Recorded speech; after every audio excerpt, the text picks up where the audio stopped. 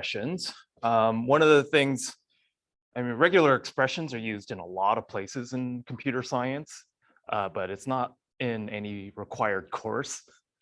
In our program right now, it used to be in 311, but we don't require that anymore. So I'm going to just do if you've taken 311, this might be just a tiny bit of review.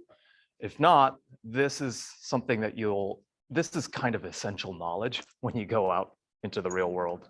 So what are these things? Oh, good. If it's in 320, well, that got renamed to 358. So yeah, that's good. So regular expressions are basically languages for pattern matching strings or content.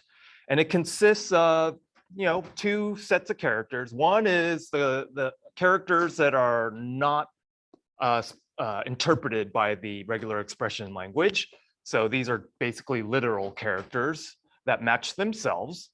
And then there are a set of special regular expression characters that specify a pattern that you want to match against. And these special characters can often overlap with shell wildcards. In fact, they sometimes have similar semantics, but you have to know what is being interpreted by the shell and what is you're trying to send into the regular expression language. Otherwise, you get confusion, which happens a lot. And so if you have a command that you're trying to send a regular expression into, and it's in a shell command, you got to escape out that regular expression. And we'll show some examples when we get to the grep. So this is used in stream processing. We'll talk about its use in this stream editor command. It's used in editors. So Vim, if you want to do some search and replace in Vim, you can use regular expressions for that. And in searching files. So grep supports all number of regular expression languages for you to search file contents with these things. Okay, this is used prevalently throughout security. So antivirus signature detection systems, if you take the malware class, it's like, hey, I have this malicious file. Can I write a regular expression that matches the contents of this file and nothing else, right? And then if the regular expression matches, I can just delete that file. So that's just one example. In packet filtering and intrusion detection systems, this is used as well. Can I write a regular expression that matches particular packet headers and then drop traffic that has headers that I don't want? So a similar idea as the antivirus detection system. In incident response, if you're trying to figure out how an adversary got access to your system, you might want to search your access logs or your audit log data on particular matches. For example, maybe the adversary is using 131.252 as a stepping stone to attack your systems. Well, then you want to see all log entries that have 131.252 as a prefix to set up a connection or access things on your system. So this is the usefulness of a regular expression. Regular expressions are highly confusing because there are many different versions of this. They defined an initial one and they were like, yeah, the language isn't rich enough. It's kind of like the way programming languages themselves evolve. As like Python 2, it's like, yeah, we didn't really like certain things in Python 2, so we're going to do Python 3. And then we're like, oh, Python 3, we're trying to add like, fancy bells and whistles that other languages have. So now you're up to like Python 3.10. Anyone know the current version of Python? But it's got really fancy stuff in there that probably I won't be able to use right now because I've learned the old Python. But that's the same idea with regular expressions. And so when you write a regular expression, you kind of have to know which language, which RE language you're targeting. And this is the cause of so much confusion, right? Like you think you know regular expressions, but you actually know a particular version of a regular expression. And these are the types that you might come across, the extended regular expression language, and then this Perl compatible one, which is bled over into many programming languages. And so that's the one we're going to cover the PCRE is most of the examples I'll show you. But just know that just because you're using it here doesn't mean it'll be universally used everywhere. Okay, there's a comprehensive cheat sheet at that URL, but I find the best site for looking at regular expressions is this thing, regex101.com. So you go to this site and you can actually bring it up if you have a laptop to play along with whatever regular expression you want to try. In this class, I am going to use, so you see when you bring up this site, you see the different options here on the left. I have this, yeah. We're going to select the Python version of the regular expression. So when you do an import RE in Python and you do an re.search, this is a language that is used to do that searching of a string in Python. And then we're just going to use in these examples the match function out of that. So one of the things with the Python regular expression is that you can configure some of its behavior. If you add the G flag, that means you're going to do a global match. So if you have multiple matches per line, or if you have multiple, potentially multiple matches per line is what the G will do versus stopping at the first match of a line. So that's what the G flag does. The M flag says to use this multi-line setting. So you, instead of the hat matching the beginning of a string and a dollar matching the end of a string, the hat matches the beginning of a line and the dollar matches the end of the line.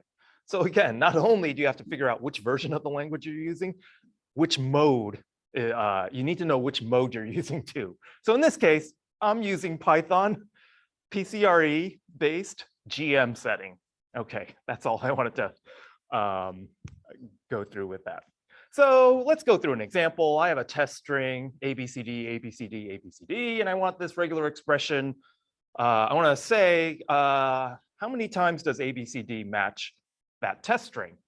Okay, so, and this will be, I'll give you this question, work it out in your heads, and then I'll give you the answer is the mode here. And this is, I think, the best way to learn regular expressions, like a puzzle quiz-based way. So you bring this up into the regex 101 UI, and this thing will actually go through how the regular expression was evaluated. And so this gives you an explanation. And so you can see that for this one, the G and the M modifiers are explained. And then you can see because of the G, this will match 3 different times on this line. If you didn't have the G, it would just match the first one it found. And then I haven't used the M part of this, but then you can see the results right up here, 3 matches, 15 steps of the regular expression evaluator to get through this string. And then the actual matches are here. Okay, so that's the UI. And it's really helpful to see how the behavior of a regex engine is, how it's operating. Okay, so here is the first example that uses positional matching. So this is where the hat character and the caret and the dollar are being used. So now I have a test string, same test string, and I'm going to match against hat ABCD, and the hat is basically matching the start of the line. And then you put this in, and of course, it only does the very first ABCD, 1 match. And then the dollar matched the end of the line or the string, ABCD dollar, and then this should get you the 3rd one, the last one. Hopefully it's in dark mode by default, so I couldn't figure out how to undo the dark mode, and the contrast on dark mode is not very good. So my apologies if that's hard to read, but yeah, if you got it on your if you have it up on the map on the website, hopefully it's more readable. Okay, the other part I'm going to talk about is character matching. So the special RE character dot will match any one character in your character set. So here's my test string. It's a multi-line string. And again, I'm using this M mode, so I'm going to be able to match per line. And my first regex is A, and you can't see this very well from the back, but you can see that there are 4 A's highlighted: the first, the third, the 5th, and the 6th line. are highlighted as you would expect. And then I search for a dot. How many places do you have A followed by any one character? And you'll see you'll get the same 4 matches, but you'll get that second character to match. Okay. And then you'll get, I'm going to search for A dot dot. So now the A has to be followed by 2 characters. And then you can see here only the first and the third one lines will match that. Okay, so that's the dot character. There is also, and this is where they started extending the regular expressions with these special keywords that were also helpful to have in your language. They didn't want to actually specify a white space. Like if you didn't have \s and you wanted to match on any white space, you would have to do you have to specify each of those in a union. And so this is where the extensions are happening now with regular expressions. So \s is a very nice shortcut for saying match the tab, the space, the new line, or the carriage return in this language. And so in this case, I'll do an A \s, and I look at that test string, and you'll see that there's only one place where the A is followed by white space. Okay. Then I have \w, match any letter, number, or underscore. Okay, so this is my regex, A \w. So you can look at this and well, where are the strings that match this? So this is a number, so yeah, it should match that. This is white space, so it doesn't match that. This is an @ so that's none of these. And so you'll see that this is the only match that you'll get, that very first one. And depending on what you're searching for in your data, you'll find that all of this stuff might be useful for you to have as tools. And it's much richer than this. I'm just showing you the basics. But if you have a complex search, a complex regex you're trying to create, definitely read the docs and then use this site to figure out whether or not your regex is behaving the way you think it should behave on your data. Okay. The other special set of characters are the square brackets. And this will match any in a set of characters. And if you want to specify a character range, for example, the letters of the alphabet, then you can just do something like A-Z. And it says any lowercase or uppercase character based on how you capitalized it. Yep.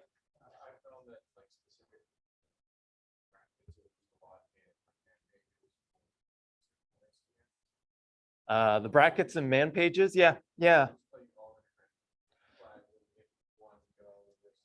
So you'll see this in notation. Yeah, in documentation and in notation, people will use the square brackets saying any one of these characters. And sometimes they'll use the curly braces, the shell expansion thing. If you use curly braces and you give a bunch of options, that has in documentation, that has the interpretation that you can use any one of those multiple character strings as substitutes. So yeah. So here's one. Square brackets A to C, followed by any character, followed by the @. And so you look at this test string. The first one, that seems to match A1 @ because you have a letter A, the dot matches the 1, and the @ matches. The second one, that looks fine. The third one, that looks fine. The fourth one is fine. The fifth one is fine. And then the last one doesn't match. And so this is what you'll get out of that. Okay. Other questions about regular expressions? It's just the idea of being able to develop a pattern and then pull out information off of a particular data set is very powerful. And you're going to use this in a lot of places going forward. Okay. There are quantifier matching characters. And so in this case, the question mark followed by a character says, match this particular character either once or 0 times. So here's an example. I have a regex that says the beginning of the line has to either start with 1 or 0 letters A. And then it has to immediately end a line. The end of the line has to immediately follow. That's targeting a very specific line. And if I give it the null string, like if it's the empty string that I'm trying to match this regex on, will this match? Well, in this case, there are 0 letters A, and then you can say hat followed by $. Well, this actually works. So this is going to match. And the regex 101 says this is a match because 0 A's are in this line, and then you have the beginning and the end of the line. Then you have a single A. Will a single A match? Well, yeah, it's there exactly one time. So this is also going to match. Then the question is what about double A? And double A, if you look at the regex semantics, it says match once or none. This thing won't match, right? Because you asked for one or none with the question mark. Other questions about?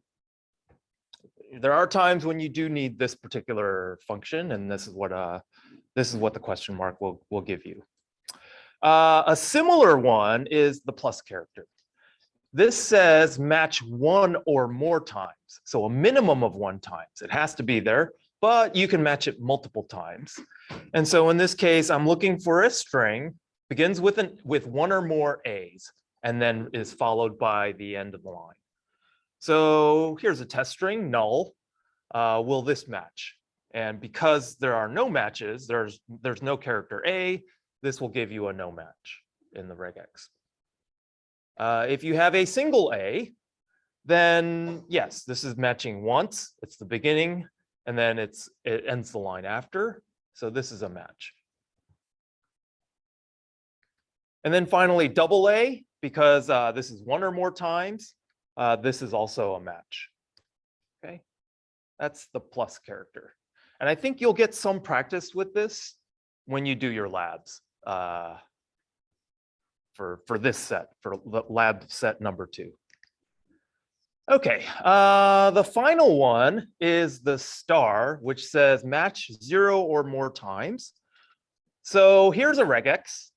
I have a colon followed by the dot, which means any character, followed by a star. So this is saying match any character 0 or more times, and then finish with a with another colon. So this is the test string. And the way regular expressions are evaluated, it tries to take the greediest one. It tries to take the longest match. So there are actually multiple substrings here that match, right? Colon X colon matches, colon X colon 0 colon matches, and so on. And so the regex is being greedy. And so it's going to take as its match the longest one. So this is where colon X all the way down to this final colon is going to match here. All right, you have a question? How do you do lazy matching? Lazy matching. In what sense? Well, as opposed to greedy matching. Oh, the first one. You would have to say exclude a colon. So you could, there are exclusion characters that you could do. You would say, here you would have to exclude in your regex another colon character. Yeah, but I'm not, that's a level of the language that I'm not going to cover. So, but like you could chase the regular expressions down a rabbit hole, and then now that you have this site, you can test these things out. And in fact, that might be something if someone wants to do it, write that regex to just return colon X colon. That would be good. Okay, there are also quantifiers that are very specific to the number of occurrences. So we had the question mark, which is 0 or 1. We had the plus, which is 1 or more. We have the star. We can also, in curly braces, say, I want to match a very specific number of times. So in this case, if I have a regular expression, hat A, and then in curly braces 2, this says match exactly 2 A characters at the beginning of the line. And so if this is my test string, then it'll match the first 2 characters. Likewise, if I give it hat A3, it'll match the first 3 characters. And then hat A4 matches the first 4 characters. Okay. The next thing I want to cover is match saving and substitution, especially when you're talking about stream editing. And if you want to take data, match regular expressions to that data, and then substitute against that regular expression, that's something that's very common as well. And there are languages to say, how do I want to do the substitution? And what do I want to substitute? This is just a basic example. The parentheses characters say, you know, this pattern that I'm matching, save it for later use. And then to recall that match, you can use \1 to substitute the first saved match in that regular expression. If you have multiple parentheses in that regular expression, then you can access those matches with \2, \3, and so on. So here's just a simple example. Yeah. Side by side. Yeah. So not nesting. So here's an example, and I'm actually not going to show you a multiple one, but the language for doing multiple ones is to basically use the parentheses multiple times and then fill it in using these argument names there. And you can really come into some really ugly regular expressions. In fact, one of the things that when someone gets compromised and says, this is the malware and what it does, I'm going to publish an indicator of compromise that you can run to see whether or not it's compromised you. And in these indicators of compromise, you'll see some of the ugliest regular expressions that, I mean, you have to basically look up the manual to see what is this regular expression doing. And that's when you'll go to regex 101 and be like, I have no idea, like what is inside of the regular expression engine? What is the regular expression engine thinking? Because it's pretty hard when you see all these different parentheses and backslashes, and yeah, it's not happy. So here is an example of this. I say the regular expression is A, and then parentheses match any character. And this is my test string.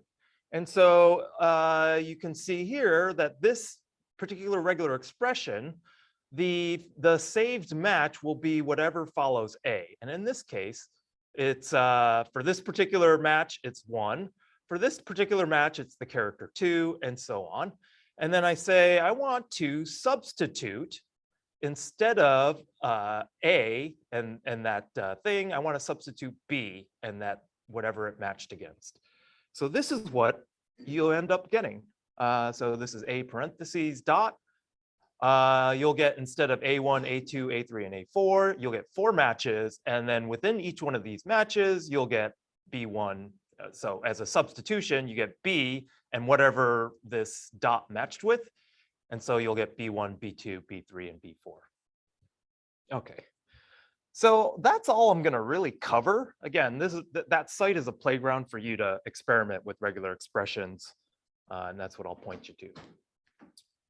Okay, so I'm going to show you some examples of its use in the command line. So sed is the stream editor, and it'll allow you to do some string processing in files. And it's often used to do simple string substitution on a file to create a different file. You can access different regular expression languages with sed by different flags. So in this case, I'm just going to use the extended regular expression. Sed-E is how you would specify this. So here's a command. I'm going to echo this string B, C, and D, and I want to substitute the beginning of the string. So this is the sed language. I want to perform a substitution, and this is the pattern to match and the pattern to replace that match with. So in this case, I'm going to replace the beginning of the string with a space, and then give you the rest of the string. So the result of this is basically going to give you A, B, C, D. The next one, B, C, D, and I'm going to substitute the end of the string with space E, and you'll get something that looks like this, B, C, D, and E. I am going to give you multiple lines. So x1, y2, and z3. Actually, space x1, space y2, and space z3. And I'm going to substitute at the beginning of the line any character. So that'll match the space. And the letters A through Z. And I'm going to remove them. Completely eliminate those first two characters. And then on this string, you'll end up getting 1, 2, and 3. Okay. Here's another one. I am going to take all the spaces out of this string. So the \s specifies the space, white space characters. And I'm going to do a global match because this thing is going to match multiple times in this string. And I want to replace every single one versus the first one. So that's why I put this G flag at the end. So at the end of this are these implicit flags that configure sed. And then you just get rid of all the spaces, A, B, C, D. Here's one. I have the string 1A, 2B, 3C, 4D, 5E, 6F. And I'm going to substitute all the numbers that match 0 through 9 with, I'm going to remove them. And then I just get A, B, C, D, and F. So again, that's the range that we talked about earlier. Okay, are there any questions about these examples? Yeah. So it's basically just using regular expressions to replace it. Yeah, and that's actually very useful. Like I use this a lot. Like if I have like a web page, I change all the dates or something like that, or change the URLs, for example, and all of my, like if I move my site somewhere and I want to change all the URLs, then I would either do sed. Well, I could do regular expressions within Vim to do that replacement, or I could just say sed that file and then apply this stream, this regular expression replacement to it. Or if you have a templating, if you have a template that you use to generate other files, you can use this as well. Okay, if you've taken the malware or the CS201 class, all of those levels, the way I polymorph all of those levels so you get per user binaries is I run some template C program into sed and I substitute your username or something into the file and you get your own personal binary for each one of those files in that CTF. I use sed for that. Okay, the really useful command. So if you use regular expressions, you're mostly using it with grep on the command line. And so grep will take an expression and search a particular file for that expression. And you can do this for log files. Like if you want to look through your web server logs and say, how many code red probes did I get on my web log files? And code red's got a very, in fact, there are regular expressions that will match exactly a code red probe onto your site, or maybe a log4, like someone was saying they were grepping log4j stuff. I'm like, yeah, that's a regular expression you would need if you know if it has a regular pattern, if it hasn't polymorphed it the way that it has been exploited. And typically, like if log4j is targeting your Oracle VMware, whatever vCenter thing, it's a single exploit that got published that everyone is just using. And then that has a very sort of strict regular expression that could be defined to match all of that. And then you could just use a grep on that pattern for your log files, your Oracle vCenter log files. And then you can see, oh yeah, I'm hosed. That's the indicator of compromise I was just talking about earlier. So this is grep. Grep allows you, again, to choose your language. So -E or -P for the different regular expressions that are out there. There are some other useful flags to grep. If you're like, I just need literal string matching, I don't want to escape out a bunch of regular expression characters because I'm actually looking for the stars and the question marks and the square brackets in the file. I'm like, I don't need to match. That's -F. Just fixed strings. No regular expressions are being sent in. grep-v says, get rid of all the lines that match that expression. So if you're getting a bunch of spam and you just want to ignore that in your login, this is what happens when adversaries are like, I'm going to send you a whole bunch of bogus security logs and then just slip in the really devious one underneath. And so grep-v will allow you to say, filter out the junk if you have a regular expression that matches the junk. And then you'll just expose the signal. And so that's the idea of grep-v. Sometimes you're looking for the signal. Sometimes you're trying to get rid of the cruft to get the signal out. Grep-v is that thing. So I'm going to use this mirai.txt file, which is basically a well-known file that Metasploit publishes. So Mirai was this botnet that utilized default username and passwords on every single IoT device that it was able to find, because almost all of these devices come with default credentials that they will just print up on a sheet of paper and show you and in the manual. And of course, these manufacturers, they don't have the ability to personalize the username and password per device.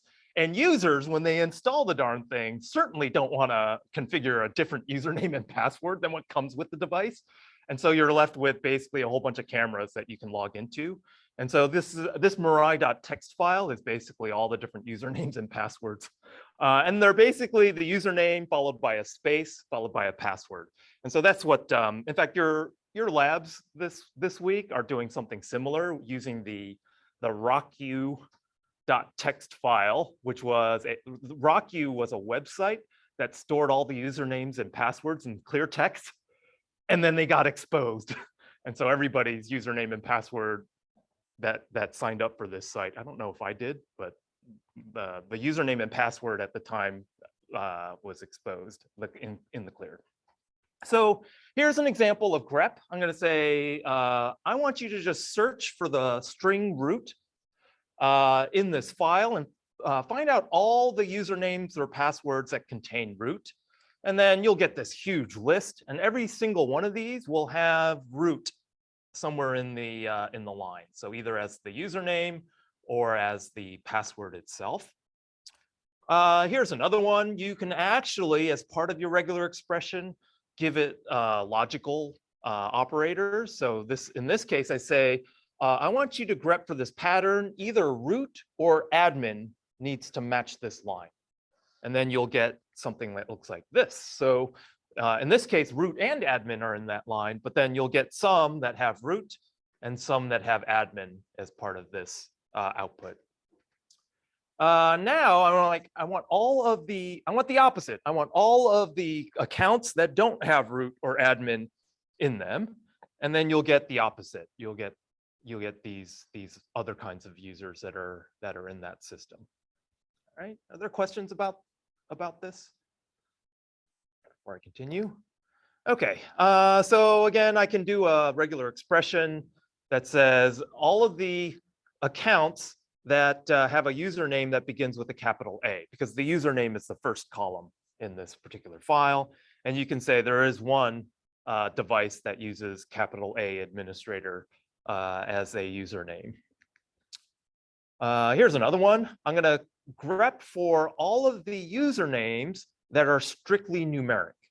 And this is where it begins. Well, actually, no, that begins with a number. That's not one that's strictly numeric. If this was hat 0 through 9 plus followed by a space, that would be a strictly numeric username because the first field is entirely numbers. This one just says if the username begins with a digit, send me the output. And then you'll get something that looks like this. This one is because this is a grep that says that matches the space followed by one or more digits, right? This is going to match any number, and it says this has to be done one or more times and then immediately end the line. So this particular match says, give me all numeric passwords. Every single password is numeric because every character is a number, and you'll get all the accounts that are just numeric passwords as a result. Yep. The dollar is the end of the line matcher. Yeah, this is a lot of syntax to throw at you. So that hat and the dollar are together. The hat is the beginning, which is in the bottom left, it's hat A. And then the dollar says this has to end the line. So 0 through 9 plus means, well, because this is space and then 0 through 9 plus, this means every single character here has to be a digit and then with the dollar as the end of it. So that's why all of these lines match. Yeah. Easy way to remember the dollar sign specifically is if you remember much about Vim shortcuts, doing a dollar sign, right at the end of the line. Okay, yeah, if you use it, I mean, Vim shares a lot of the regex syntax intentionally, yeah. Here's another one. So we're gonna use the quantifiers now, right? So I am gonna match digits 0 through 9 5 times. So this is like passwords that numeric passwords that are basically five numbers. And these are just to show you what these regexs are doing in a somewhat interesting thing, because I think I like looking at default usernames and passwords as a data set, just because I can't believe all of this stuff exists. I mean, we have we're up to like 1 billion usernames and passwords that have been exposed. Or like I forget actually we'll do this in the authentication section. You'll be like querying have I been owned, the password database, and have I been owned, and you'll see there's just so many credentials that are out there. Okay, so that's regular expressions. I am gonna now talk about a whole bunch of different file utilities, just random utilities that you'll come across that might be useful. The first one is the find command that allows you to search for files either by name or by type or by some criteria that you can define. So this is what it looks like, find, and then you give it the path, the directory that you want to start the find in, and then whatever the expression is that you want to search for in the file system. So there are many options here. The most common ones is file names. So I'm looking for a particular file. I don't know where I put it. So that happens to me a lot. I'm like, which subdirectory did I create to store this file? And then I have to do a find, unfortunately, because of, when you get older, you forget where all your stuff is. So here's one. I'm like, find in the current directory any file that's named, and I'm using, again, I think this is the regex. No, this is the shell. This is a shell wildcard. Anything, so star.pub, anything that begins that ends with .pub. And then it finds my SSH keys, my public SSH. I mean, it could find the private ones if I gave the right file name, but in my .ssh, it says, oh, okay, you have these 3 public SSH keys. I can also do a type. So find /temp. I'm looking for all the directories in /temp, and I'll recursively search /temp for these things and say, here are 4 directories in /temp. I can look for a very specific file size. So again, if I'm looking for a rootkit that has been installed, and I actually know the file sizes of that rootkit, then I can try and search the entire file system for that particular sized file. And then you could do something that looks like this. I know the file is has basically 1268 bytes to it. And then you'll see, oh, this is the rootkit installer that I'm looking for. And that's where the person had put it in /temp.rk install.sh. Yep.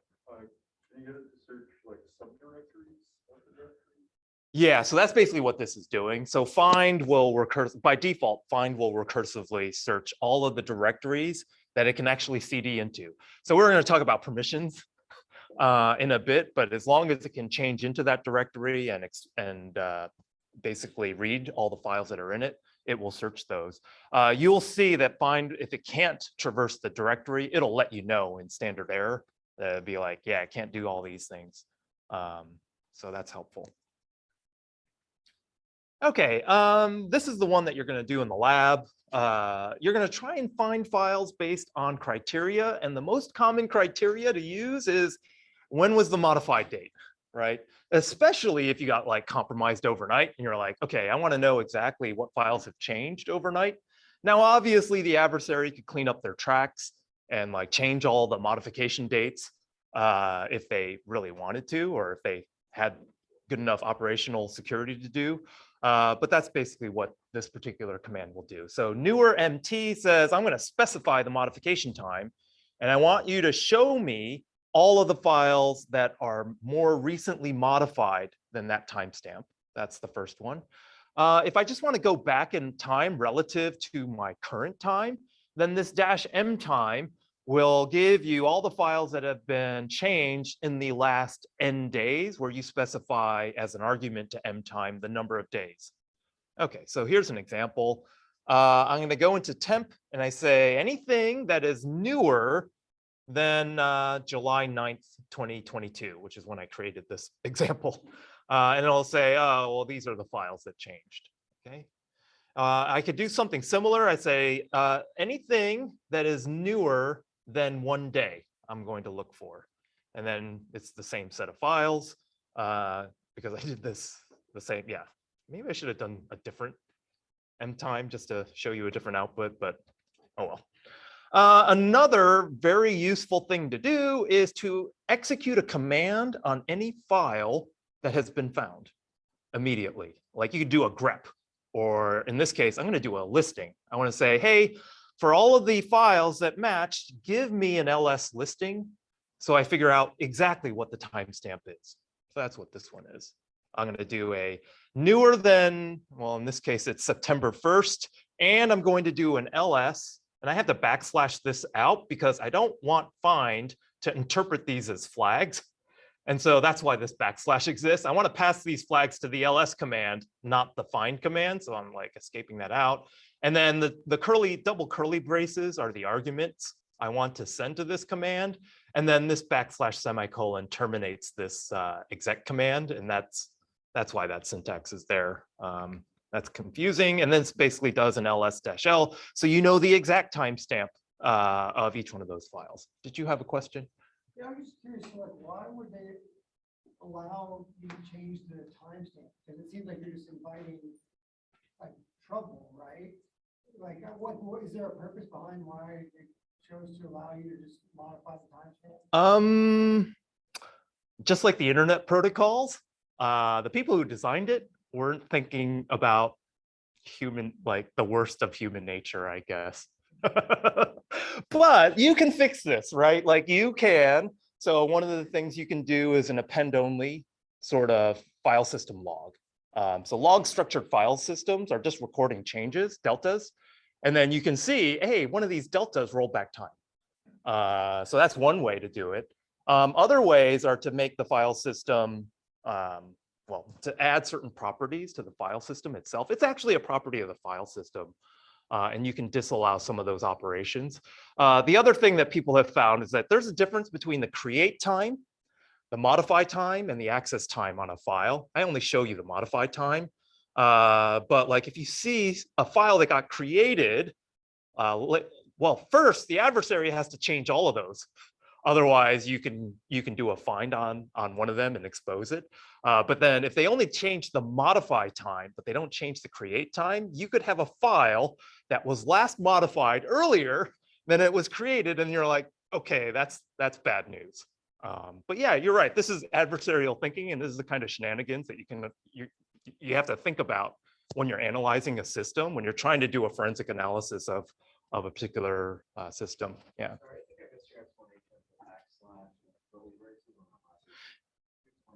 Yeah, this backslash. So you have this find command and it's got flags that it's interpreting. And so you could say that this dash exec could be just a single ls command, but this you want this to be a single command to set dash exec. So in order to treat this as a single command to dash exec, it's basically going to ask you to backslash escape, because otherwise this dash ld is going to be treated as an argument to find. And so this is basically syntax parsing, because you got a command inside of another command.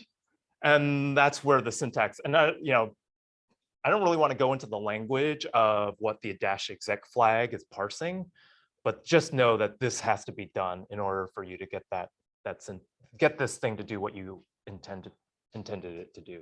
Yeah. Okay. Some other interesting utilities: the diff, the compare, and the SHA-256. Well, actually, any kind of hash function, file hash. Those are the commands that you would use. So there's like a SHA-1, a SHA-sum, an MD5 sum, SHA-256 sum. They're all in the same. They're all doing something similar with different algorithms. So in terms of comparing, that's what a diff will do. It tries to find differences between two files line by line. And if you have done any sort of developing with Git, like that's basically what the git diff thing is doing, showing you the changes in the file that you have committed.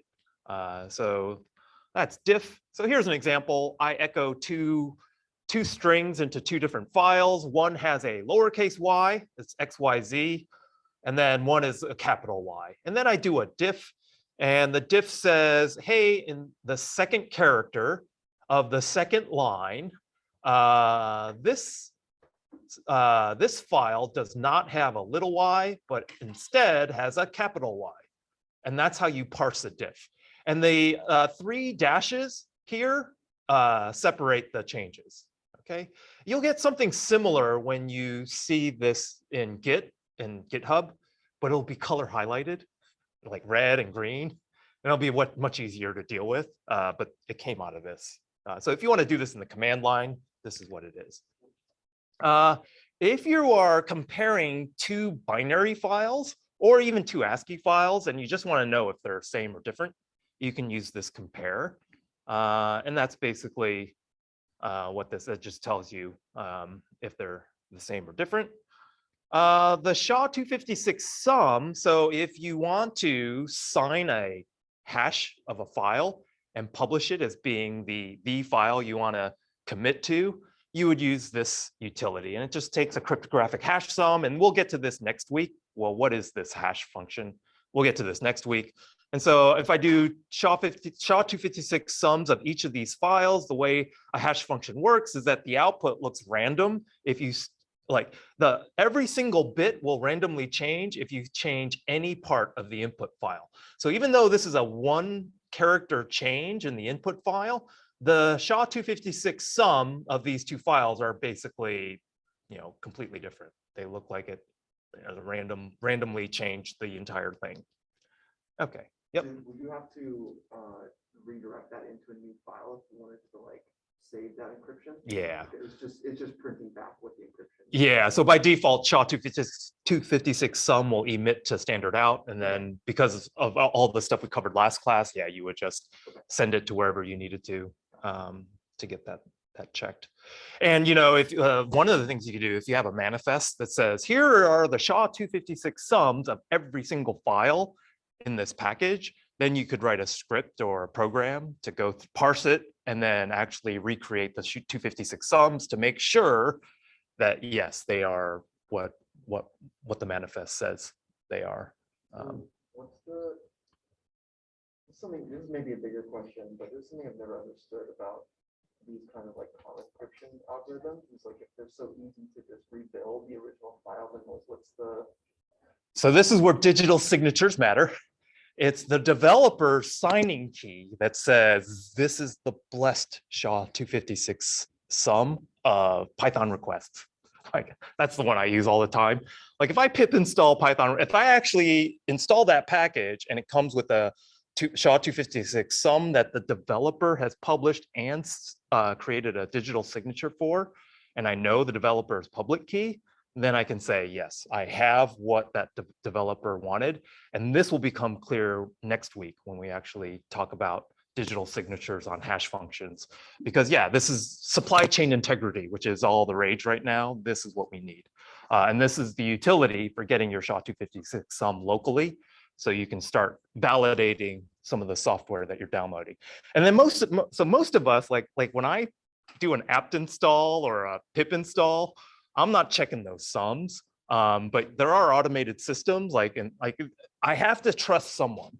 And so one of the things that you'll do is that you'll say, you know what, I trust these repositories for apt, or I trust all of pip. And then if they have signed off on something, I am just going to install it. And that's typically the way it's done. But if something goes wrong and you want to know where it went wrong, then you're going to manually figure out, well, which file is the culprit, and you might do something like this.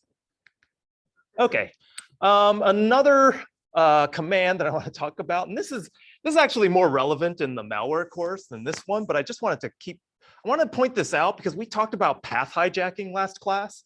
The equivalent for library hijacking is with LD library path. And so in order to talk about that, one of the things that you have learned in CS201 is that when you compile a C program, rather than including all of the C library code into that program, it dynamically links to a standard C library. Now, in order to find that standard C library, it has to search for it in the file system. And so you can go to, if you use LDD on a particular binary, it will expose all of the shared libraries that it depends upon.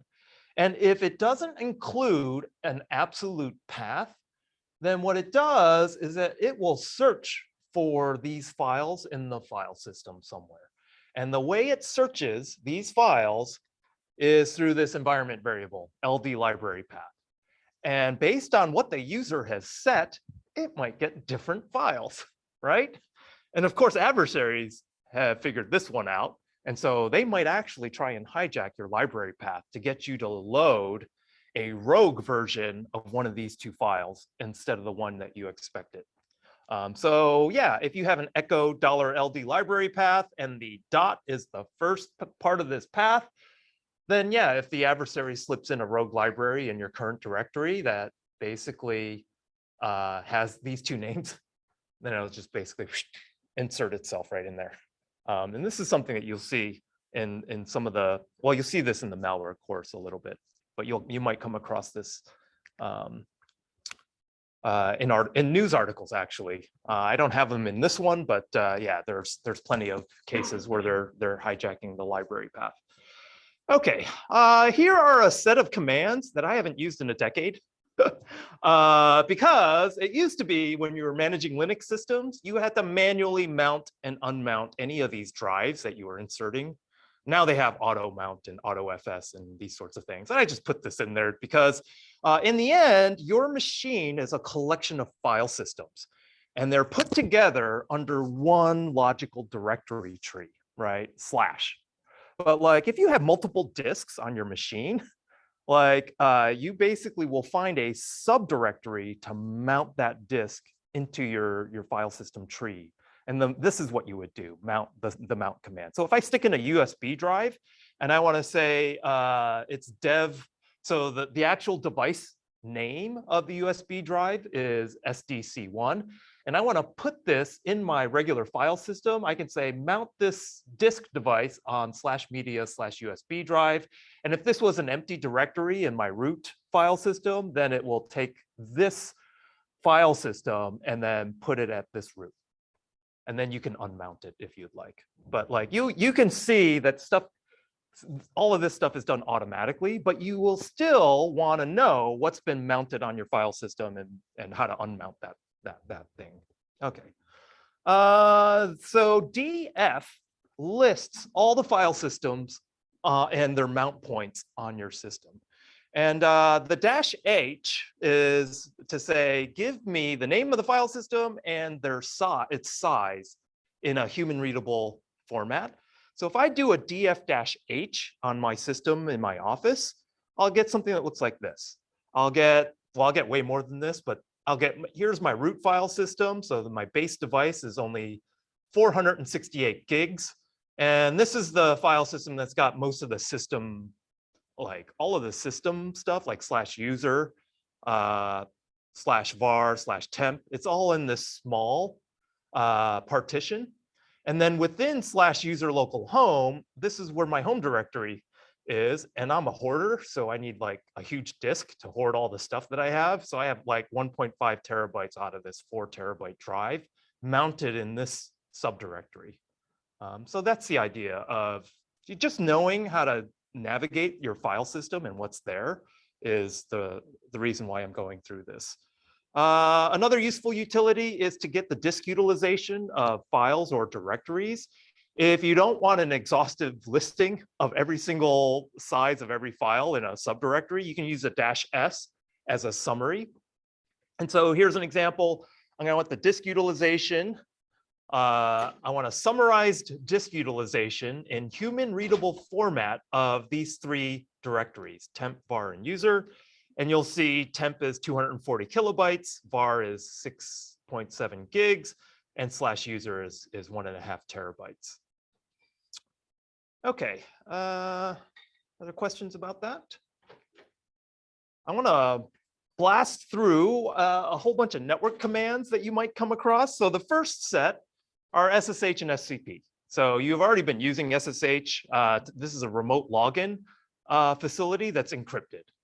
So this is called Secure Shell. And this is basically a replacement for the clear text telnet that we used to have. Like when I was learning computer science, we would just telnet into things and all of that stuff was in the clear. And so this is basically a secure version of that. One of the nice things about Secure Shell is that you can tunnel other connections within your SSH context, and then it just gets the SSH encryption for free. And so you'll see this for when you do an SSH into the Linux lab machines and you bring up a web browser, you'll see that that web browser, if you're running an X11 server on your client, you'll see that web browser will get tunneled over SSH and then pop up as an over X11 onto your local machine. So that's all done as using SSH as a secure carrier protocol for the UI, for the X11 UI. SCP is also something that you'll use a lot to just copy files to and from a remote system securely. So that's, and you just use the SSH syntax for the endpoints. Okay, wget is something you use a lot. This is a non-interactive URL downloader. It's basically a web browser. You give it a URL and it goes and fetches it. One of the convenient things that it will do is it will do a recursive download. So it'll get the URL and then it'll parse all the links in that URL and it'll get all those URLs. And you can specify the level of recursive downloading from this.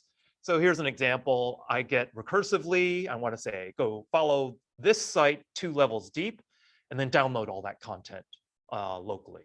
And then this is what you'll get. You'll get like, oh, it gets the root page. And then, hey, it'll parse this root page and it'll say, oh, this thing needs bootstrap. So it gets the bootstrap that's embedded, the embedded link in here that gets the bootstrap and all the images. So I basically hid, all the rest of that stuff is hidden. Curl is another command. So it's basically equivalent to wget. But what curl will do is like when you give it a URL, it'll just take the results of that operation and then dump it into standard out. So here's an example. I'll just curl this URL that's on my machine up there, and I'll just say, hey, this is the HTML that's there. And it'll just dump it right out into standard out. And I want to talk about this because this is a pattern that you'll see over and over, that people will say, you know what, if you need to install my software, just curl bash this thing. Just curl some random URL, pipe it into bash, and then people will not think that this might actually get them in trouble. And of course, this can get you in trouble because you actually have to vet the source of this thing. You have to make sure that they're not offering you up malware. So that's an issue. It is often used as a second stage downloader for adversaries when they're on your machine. So if they have access to your Linux machine and they want to basically download like whatever nefarious thing, like crypto miner, like say a crypto miner has been able to SSH brute force into your box and wants to download the software to run a crypto miner, it'll do something like this. It'll just it'll curl or wget something from a random from an IP address that the adversary owns, and then just to pipe that into bash. So this is from last year. So yeah, this is a second stage for one of these log4j things, was just curl bashing. And then as an as a incident responder, you would hopefully want to go and fetch that content from that IP address to figure out what got executed locally on your machine. Okay, another one to talk about is NC, which is basically netcat. It's cat over a network socket. So this is allowing you to create arbitrary network connections to and from machines. This is a backdoor shell example where you have an attacker and a victim. And then on a victim, if you want to bring up a server and listen on it, you could just do netcat -L And this will bring up a server on 8888. And then you can tell Netcat to execute a shell and then pipe the input and output over the socket to whoever connects. And so this is what is called executing a backdoor shell listener using this command. And then all the attacker needs to do is connect up to this backdoor, say NC victim at port 8888, and then this attacker gets a shell on that system. So this is just one example of using Netcat to basically, as an adversary, to get access to a machine that you've compromised, just one. Another important thing that you'll find on a machine is getting the network information of the machine that you're on.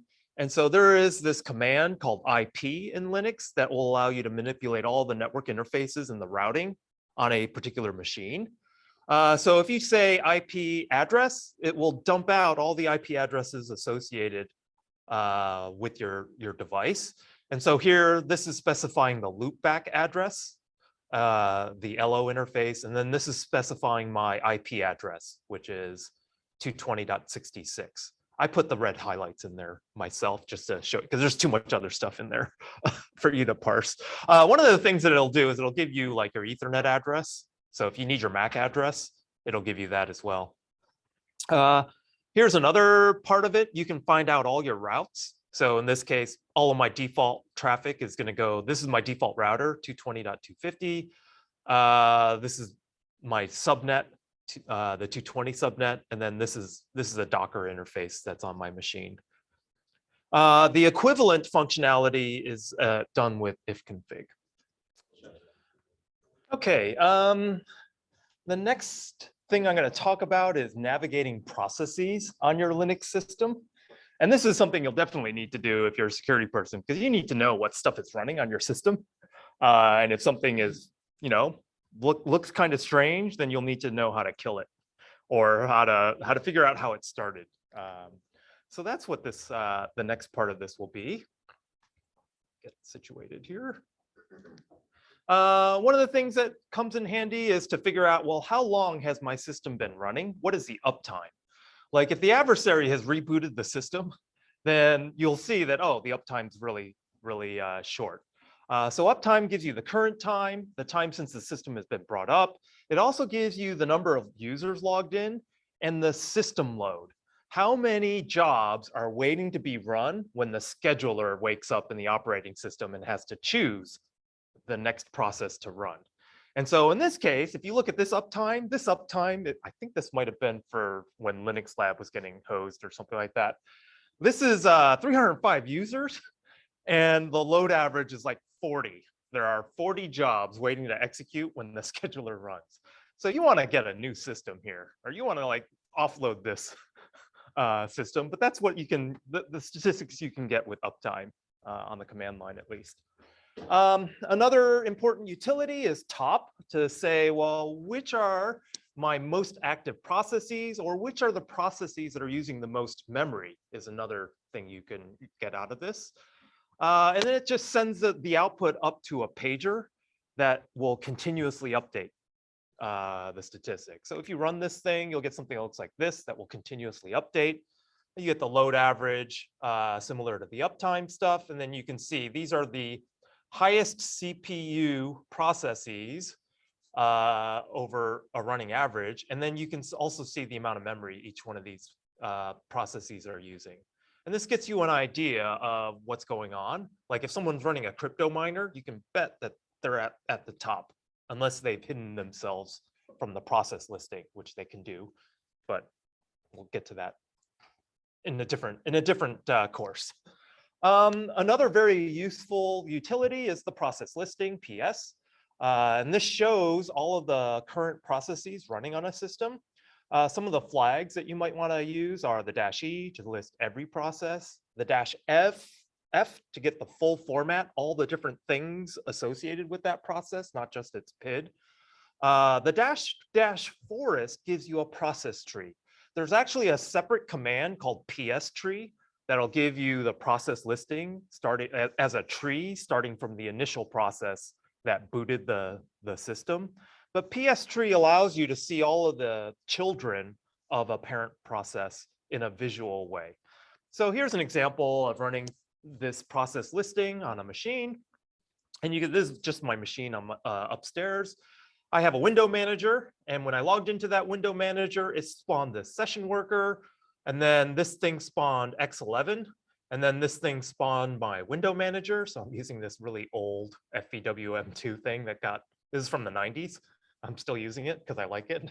And then finally, within that window manager, I'm running other processes. Okay, so that allows you, especially if you have some kind of suspicious process. Well, I need to know exactly how it got launched, and the PS tree is helpful for that. You could reconstruct all of this using this PID and parent PID association, right? Like this parent PID is the init process, and then this has spawned off this process. This process has spawned off this one, and so on. So you could actually reconstruct this yourself just from PIDs and parent PIDs. Yeah. Why is there such a jump in the PIDs? Oh, the numbers? Yeah. I have a lot of stuff that launches at startup. So like, yeah, why is this 913, the GDM? Because there's a lot of other processes. There's a lot of daemons that are starting up, a lot of scripts that are run. Anytime you run a script, and there's a bunch of startup scripts in the startup in init.d. Every one of those scripts that runs is a new process. So that's why there's a huge jump there. What's the GDS? GDM is GNOME's display manager. That's like you know, that login display in I think is Ubuntu, or yeah, it's GNOME. So I think my version Ubuntu was using GNOME. So this is why the GDM shows up. Yeah. So you could actually go through this PS tree and say, what exactly am I running? But the problem is there's hundreds of things, and I've lost track of all the different things. It used to be like you start something up and you get like maybe 20 or 30 processes, and you're like, I know what each one of these things is doing. But the way they have exploded that thing out, compartmentalized all the different functionality, now there's too much. Now I know what init does and the window managers, and that's pretty much it. One of the things that you'll also find useful with PS is to specify your own output fields. So that's what the -O is. Say I'm only interested in the memory usage, or I want memory usage on top of the default listing. And then what I could do is I could pipe this PS listing to like awk or cut or sort or unique. And then I can process that after. And so that's what the -O is going to allow you to do. So in this case, I want to say print every process. And as output, I'm interested in the UID, the PID, the parent PID, and then the virtual memory size, VSZ, the real memory size. So how much of that virtual memory is actually swapped into real memory, and the command line that was used to execute that process. So this is all part of this process listing. And then you get something that looks like this, right? With the red things highlighted. So that might be useful to you to investigate what's running on your system. I mentioned /proc earlier. It's a file system interface to the data structures of the running programs. And we talked about /proc PID FD as finding all the open file descriptors of a particular process. There's other really important information in the /proc file system. So just in the top level directory, you have all the system-wide information associated with your machine. One of the things that's helpful is to figure out what the CPU is that is running your operating system. So if you go into linux.cs.pdx.edu, what is their hardware? Like what hardware, how old is the hardware that they're running? And if you cap proc CPU info, you'll see that, oh, well, this is my machine upstairs, not Linux, but you say, oh, this is an Intel Core i5 7500. And then these are the CPU flags. So this is how I know I'm running Superscalar, SIMD, SSE4, and AVX. These are all these fancy SIMD accelerators. And then when you compile your program and you want to use some special CPU features, you'll know that they'll be added in because you have support in your processor. Okay, so yeah, you get the number of cores, you get the model name, all of that stuff is there. Okay, so here's an example of navigating /proc. So I'll cd into /proc, I'll do a process listing. And as it turns out, the shell that I have is this process 2945. And then I list the current working directory of this process. And you could do this for any process in /proc. Where are they running out of? So if you have a rogue process that shouldn't be there, you're like, well, where did it get run out of? Well, you can go to that process ID and look at the current working directory. And in this case, because I cd'd into /proc, it's a link to /proc. Okay, but again, this is for investigative purposes on other processes that you might find that this is useful. What was the command line used to launch this particular process? And so this is not any surprise, it was Z shell. So not tricky. What is the login UID of that particular process? And in this case, this is my UID 3437. What is my environment?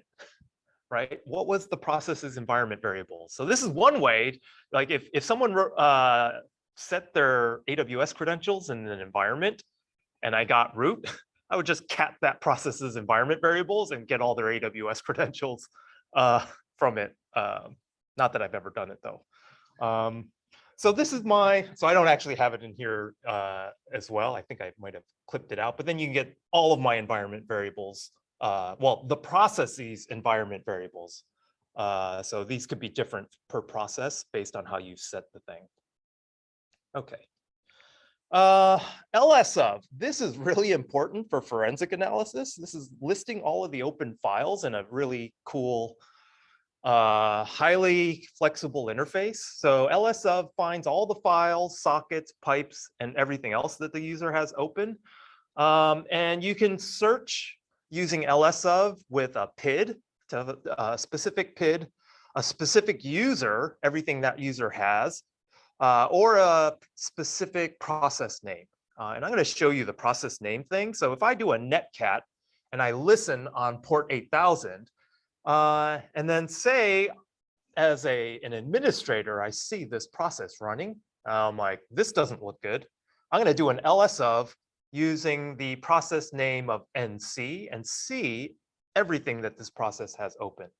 And so you can see that the current working directory, because I executed this in my home directory. This is the current working directory. You can see the text segment. This is the code that got loaded, which is the OpenBSD version of netcat. This is the libraries that I have mapped into this process's address space. And then these are the file descriptors. So standard in, standard out, standard in, standard error. And then this is the socket that's listening to. So that's really important for investigative purposes. You can also, this is another really useful flag for ls of, is -I. List all the network connections. Who's connected to this machine? And then if you did something like this, you'd be like, oh, not only do you have all of the services that are being listened upon. So you'll see I have an SSH server, I have a web server, I have this port 8000 because I'm running that netcat thing. But I also have established connections. So right now, Googlebot was hitting my web server when I did this ls of -I. So I was being indexed while I did this ls of -I. This is something later on when we get to the network section of this class, you will be doing a least privilege. You're going to be doing an exercise to reduce your attack surface. You're going to be given a virtual machine with a ton of services on there. And you're gonna be like, how do I get rid of these things running on my machine? And then you'll basically shut these services down and then do this again to see that, yes, I have brought this thing down. You had a question? Yep. Yeah, what's the www data? Oh, that user has been defined to run all of the Apache or the Nginx web servers. It used to be that those things ran as root.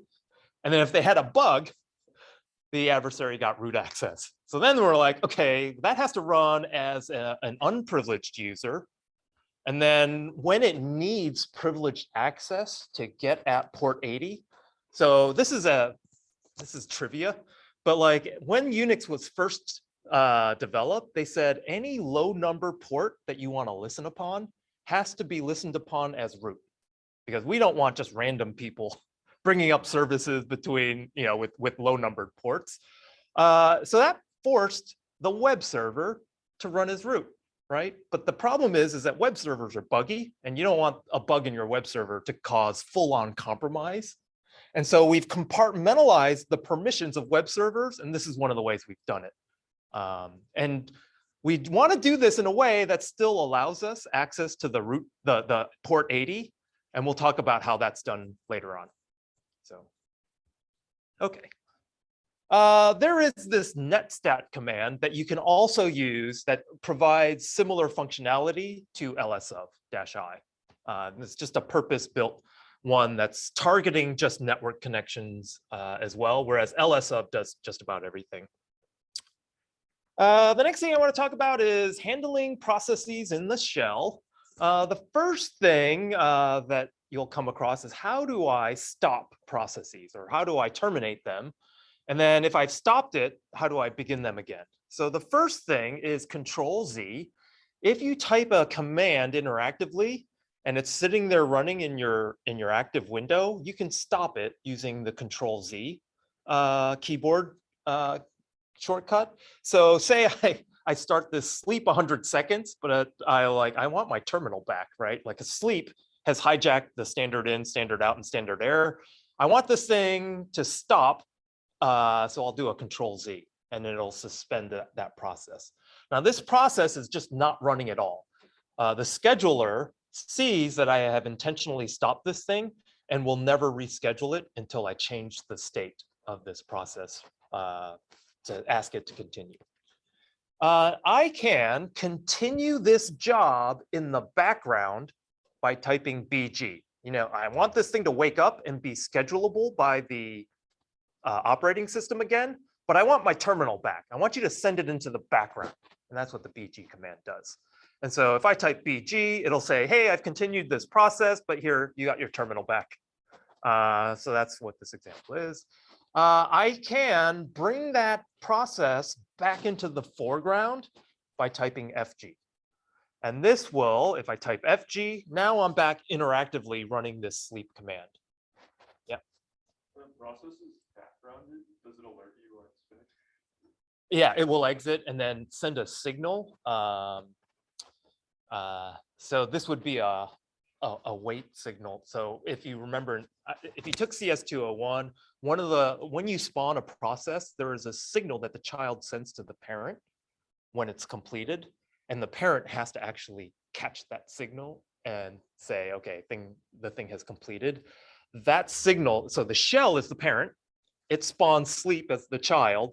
Sleep will then, when it finishes the sleep, send that signal back to the shell, and then the shell will catch that signal and say, complete. Reap its children. Yeah, that's exactly. So you do remember CS201. You're reaping your children. You're taking care of them. You're not letting them just like go off into the world. And then, yeah, well, I'm about to send my child off into the world. And so like, I'm not responsible for that one. Yeah, so that's CS201 for you. Okay, so then I put it in the foreground, but I'm like, I really don't want to wait 100 seconds. I want to just kill this thing. And yeah, we don't want to kill our children, but we'll kill the process child, the child process. So that's what a Control-C will do. And a Control-C is a very specific signal. So Control-Z is a stop signal. A Control-C is an interrupt signal. So there are many different signals you can send to stop a process. The Control-C is the interrupt, and that typically, most processes, when they get the interrupt signal, will simply exit. Now you can catch that signal and say, I don't want to die. I'm just gonna like catch your bullet or something like that and send it back to you like the Matrix or something. But that's a different, that's a CS201 topic. Okay, so if I do Control-C on a sleep, sleep is not going to catch that signal, and then you'll just terminate that process. Okay, the ampersand is used to just put the command in the background immediately. So if I wanted to just say, I'm going to sleep 100, but I'm just going to put that in the background. I don't want to do a Control-Z BG. It does both of those things after I invoke it. So this puts that process in the background. And I can keep on doing this, right? So now I can put another one in the background and another one. And one of the things you'll notice is that I keep on putting things in the background and it keeps on giving me an increasing number. So this is the PID, the process ID. And then this is the job number, as it turns out. So that's what these numbers mean. And so with that, if I want to manipulate those things I've just put into the background, I use this % character in the shell to identify which process I want to deal with. So in this case, I could do a FG %2, and it brings this particular backgrounded processes back into the foreground. And so now it's running in the foreground here. I can control C that process. And then there's a jobs command that will list all of the background jobs I have running. And then you'll see now 1 and 3 are running instead of 2. So that's simple process handling. Okay, so there are these kill commands for you to send different signals to particular processes. Even though it's named kill, it's not sending the kill signal on everything. There's different kinds of signals. You can send any number of signals, but they didn't want to call it signal. They wanted to call it kill. So kill, by default, kill will send a terminate signal to a process if you don't specify anything. So by default, that signal is called the sig terminate, or sig term is what's sent. Now you can use the % job syntax to say which one do I want to kill, or you can just give the process ID to kill, and it'll go kill that process. So here's an example. I sleep a whole bunch, 4 different sleeps, and then these are the job numbers and the PIDs that are returned. And then I say kill %2, and that gets the second one. So 879 is terminated. I can also do a kill of 880. So in this case, the third one is terminated. And then if the second thing is maybe I just want to kill all the processes that are named a particular name. Like say Chrome has like 1,000 processes running on my machine, which is believable. I've met people with like hundreds of tabs open. And I want to kill all of them all at once. I want to start over. Then you could just do a kill all, and kill all with the process name will go through your entire system and kill all the processes with that name. Okay, so that gets the other 2 that I had there. Okay, like I said, kill can actually send any number of signals to a process. So the sig term is the default. The sig int is what you do when you control C something. The sig hup is what happens if I send a process into the background and then I exit the terminal. The parent process hangs up on the child, basically. What do I do when that happens? So most of the time, process will be like, that's similar to a sigint or a sig term. But if you want the thing to run in the background, then what you can do is you can catch the hang up signal and say, don't terminate, keep on running in the background. Another one is the sig kill, which says uncatchable. This is an uncatchable signal to terminate. This is kill -9. Like if the nice ways of killing this process didn't work, then this is the uncatchable one. Really get rid of it. I mean it this time. That's kill -9. The other 2, the sig stop and the sig continue, those are the ones when we did the control Z and then the FG or BG. So the control Z sends a sig stop, makes that process unschedulable, stops it. You can say FG or BG to send the sig continue to that process. Or you could actually do a kill - continue on the PID, and then it'll also wake up, and they're all the same. So here's an example. I sleep again, 3 different kinds of sleeps, and then I do a hang up. And by default, these processes, when you hang up on them, they really quit.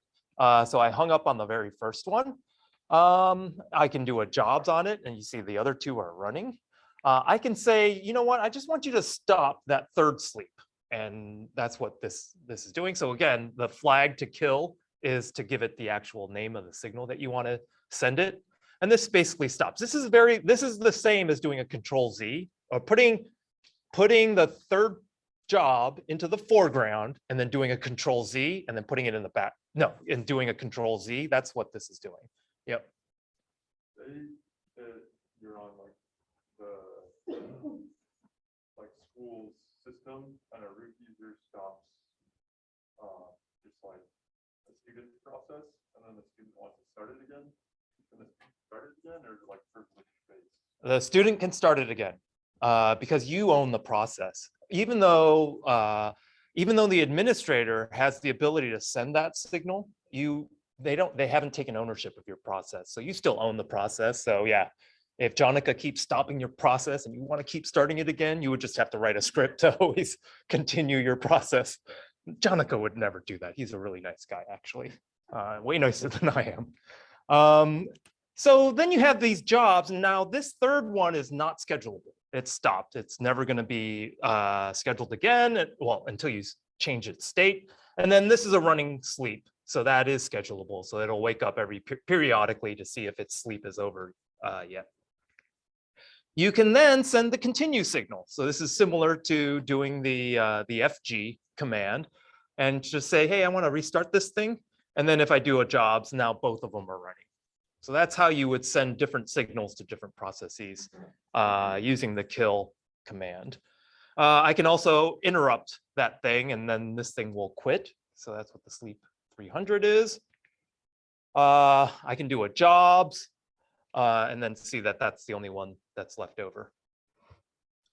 Okay, the last thing I think I'm gonna cover for the Linux stuff is this no-hup. So no-hup says set up this process and then ignore the sig-hup signal. Install a signal handler that is such that when it gets a signal on that signal ID, it just ignores it. So that's what sig-hup is going to do. And this allows you to run a process in the background as a daemon. So it's kind of like a headless process. Like you could put it in the background, exit the terminal, and it'll still run. So that's what no-hup will do. So I do a no-hup sleep 100. And if I do something like this, do a kill hup on %1, and then do a jobs, you see it's still running because it just ignored you. And then in order, say I want to actually kill it, I could do something like this. This is the uncatchable kill. Kill -9, %1, and that really does kill the thing. Yep. Because I'm a little bit of a Unix noob, if you have like if you're running like a GUI and you open your command line and you start a job and you close that terminal, does that different? Like will it actually That'll send the hang up. Yep. Okay, so that you will, okay. Yeah. So yeah, when you close that terminal, because the parent no longer exists, the child will get a hang up, I believe. Yeah. So okay. And then when you do a job, it's really gone. Okay.